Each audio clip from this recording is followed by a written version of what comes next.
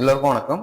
இந்த வீடியோவில் திருமலையில் நடக்கப் போகிற 2025ஆம் ஆண்டுக்கான வருடாந்திர தெப்போற்சவ நிகழ்ச்சி பற்றி பேச போகிறோம். தெப்போற்சவ நிகழ்ச்சி எத்தனை நாள் நடக்கும், என்னென்ன நாட்களில் என்னென்ன விழாக்கள் நடைபெறும், இதற்கு சேவை டிக்கெட்டுகள் உண்டா, டிக்கெட் இல்லாதவர்கள் தரிசனம் செய்ய முடியுமா, தெப்போற்சவ நிகழ்ச்சியின் போது எந்தெந்த சேவைகள் டிடிடி ரத்து செய்திருக்கிறது, இந்த மாதிரி முக்கியமான விஷயங்களை இந்த வீடியோவில் பார்க்கலாம். திருமலையில் ஒவ்வொரு வருடமும் வருடாந்திர தெப்போற்சவ நிகழ்ச்சி நடக்கும்.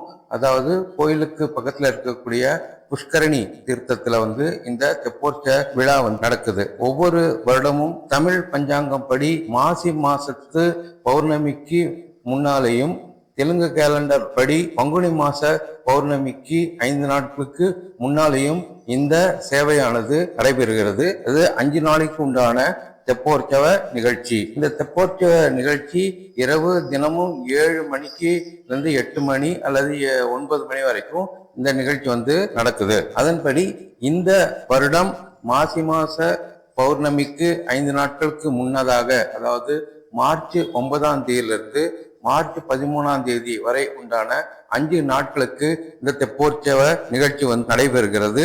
அந்த காலகட்டத்தில் புஷ்கரணியில தெப்போற்சவ நிகழ்ச்சி நடக்க போகுது. அதுல தெப்பத்தை வண்ணமயமான மலர்களாலும் லைட்டுகளாலும் அலங்கரிச்சு அந்த தெப்போற்சவ நிகழ்ச்சி நடக்குது.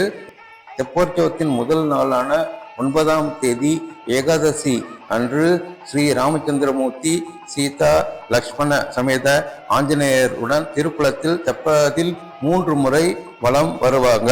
அடுத்த நாள் 10ஆம் தேதி துவாதசி அன்று கிருஷ்ணர் ருக்மணி சமேதமாக இந்த தெப்பத்துல 3 முறை வலம் வருவாங்க. அதுக்கு அடுத்த 3 நாட்கள் மலையப்ப சுவாமி, ஸ்ரீதேவி, பூதேவி இவர்களுடன் இந்த தெப்பத்துல உலா வருவாரு. 11ஆம் தேதி ஸ்ரீதேவி பூதேவியுடன் சேர்ந்து மலையப்ப சுவாமி 3 முறை இந்த திருக்குளத்துல தெப்பத்துல உலா வருவாரு. அது போல 4வது நாளான 12ஆம் தேதி 5 முறையும், 5வது கடைசி நாளான 13ஆம் தேதி 7 முறையும் இந்த தெப்பத்துல பவனி பக்தர்களுக்கு அருள் புரிவார். இப்போது இந்த தெப்போற்சவத்தை பற்றி சற்று விரிவாக பார்க்கலாம். இந்த தெப்போற்சவ நிகழ்ச்சியானது விஜயநகர அரசர் சாளுவ நரசிம்மராயர் காலத்திலிருந்து, அதாவது கிபி 1468 ஆண்டிலிருந்து இந்த புஷ்கரிண விழா நடக்கிறதாக சொல்கிறது. அவர் அந்த காலத்தில் இந்த புஷ்கரணியில் நடுவுல ஒரு கல் மண்டபத்தை கட்டினாரு. அந்த கல் மண்டபத்தை சுத்தி தான் இந்த தெப்பங்கள் வலம் வருது.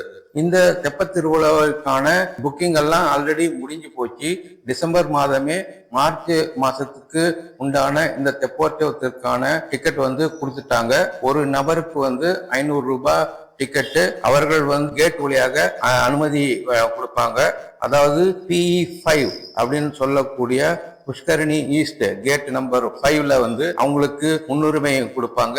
அவங்க ரிப்போர்ட்டிங் டைம் 6 மணிக்கு அப்படின்னு சொல்லியிருந்தாலும் மக்கள் சீக்கிரமே அந்த இடத்துல முன் வரிசையில் உட்கார்ந்துக்கிறாங்க. அவங்க இந்த தெப்போற்சவத்தில் இருக்கிற இடத்து வழியாக தான் மலையப்ப சுவாமி மற்றும் இதர சுவாமிகள் தினமும் வருவாங்க. அதனால அவங்களுக்கு இந்த தெப்போற்சவத்தில் உள்ள சுவாமிகளை அருகில் இருந்து தரிசனம் செய்வதற்கு வாய்ப்பு உண்டு. அதே போல தெப்போற்சவம் நிகழ்ச்சி முடிந்து திரும்பி செல்லும் போதும் அவர்கள் சுவாமிக்கு அருகில் தரிசனம் செய்வதற்கு அவங்களுக்கு முன்னுரிமை கொடுக்கப்படுகிறது. இந்த தெப்போற்சவ நிகழ்ச்சியை பார்த்து முடித்தவுடன் அவங்க சுபதம் என்ட்ரி வழியாக மூலவர் ஸ்ரீ வெங்கடேச பெருமாளை தரிசனம் செய்யறதுக்கு போகலாம். தினமும் சரியாக 7 மணிக்கு ஆரம்பிக்கும் இந்த தெப்போற்சவ நிகழ்ச்சி மிதவைகள் மூலமாக சுவாமி எழுந்தருளிய பிறகு அந்த கல் மண்டபத்தை சுற்றி 4 புறமும் மெதுவாக உலா வருவாரு. வண்ணமயமான லைட் எல்லாம் மூலம் இந்த தெப்பத்தை அலங்கரிச்சிருப்பாங்க. அந்த சமயத்துல புஷ்கரணி குளம் முழுவதும் வண்ண விளக்குகளால் அலங்கரித்து வாங்காத மற்ற பக்தர்கள் PE5 தவிர வராக ஆலயம் பக்கத்துல இருக்கிற படித்துறை வழியாக அவங்களுக்கு என்ட்ரி கொடுப்பாங்க. அதனால நீங்க இந்த நிகழ்ச்சிக்கு உண்டான டிக்கெட் வாங்கவில்லை என்றாலும் வராக சுவாமி ஆலயம் பக்கத்துல இருக்கிற கேட் வழியாக உங்களை அனுமதிப்பாங்க. நீங்க போய் இந்த இடத்துல உட்காந்து இந்த 5 நாள்ல என்னைக்கு வேணா நீங்க இந்த தரிசனம் பண்ணலாம். இதுல முக்கியமாக 4வது நாள் மற்றும் 5வது நாள் 5 முறையும் 7 முறையும் இருக்கிறதுனால அன்னைக்கு பக்தர்கள் கூட்டம் அதிகமாக இருக்கும். அதிக நேரமும் உலா வர்றதுனால மக்கள் அன்னைக்கு அதிக அளவுல போட்டி நிகழ்ச்சியில் கலந்துக்குவாங்க. ஒவ்வொரு திசையிலும் இந்த தெப்பம் வரும்போது அங்க இருக்கிற பக்தர்களுக்கு எதிரில் சுவாமிக்கு தீபாராதனை காட்டுவாங்க. தீபாராதனை காட்டி முடிச்சுட்டு அந்த தீபாராதனையை தூரத்துல உள்ள பக்தர்களுக்கு தெப்பத்துல இருந்து அவர்கள் காட்டுவாங்க. அதை நம்ம தூரத்துல இருந்து அந்த பூர ஆரத்தியை நாம் ஏற்றுக்கொள்ளலாம். இந்த தெப்போற்றை நடக்கும் போதே மங்கள இசை வாத்தியங்கள் வந்தாங்க. அதே போல வேத மந்திரங்களும் அந்த சமயத்துல இசைப்பாங்க. எனவே இந்த வருடாந்திர தெப்போற்சவ உற்சவங்கிறது ரொம்ப ஒரு முக்கியமான ஒரு திருவிழாவாக கருதப்படுகிறது. அதனால நீங்க இந்த காலகட்டத்துல திருமலையில இருந்தீங்கன்னா 5 நாள்ல இந்த சேவையை நீங்க இலவசமாக பார்ப்பதற்கு வாய்ப்பு இருக்கு. இதை தவிர இந்த தெப்போற்சவ விழா நடப்பதனால டிடிடி நிர்வாகம் சில முக்கியமான ஆர்ஜித சேவைகளை நிறுத்தியிருக்காங்க, அதாவது ரத்து செஞ்சிருக்காங்க. 9ஆம் தேதியிலிருந்து 13ஆம் தேதி 5 நாளும் சாயங்காலம் 5 மணிக்கு நடக்கக்கூடிய சகஸ்ர தீப அலங்காரத்தை ரத்து பண்ணியிருக்காங்க. அது போல 11, 12, 13 இந்த 3 நாட்கள்ல நடக்கக்கூடிய ஆர்ஜித பிரம்மோற்சவம் இது மதியம் 3 மணிக்கு ஆரம்பிக்கும். இந்த சேவையும் ரத்து பண்ணியிருக்காங்க.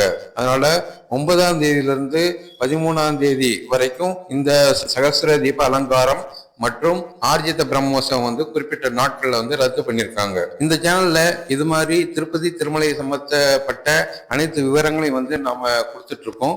நீங்க இதுவரைக்கும் நம்ம சேனலை சப்ஸ்கிரைப் பண்ணலன்னா சப்ஸ்கிரைப் பண்ணுங்க, லைக் பண்ணுங்க, ஷேர் பண்ணுங்க, உங்க கமெண்ட்டுகளை தெரிவிங்க. அது எங்களுக்கு புதிய உற்சாகத்தை கொடுக்கும். நன்றி, வணக்கம்.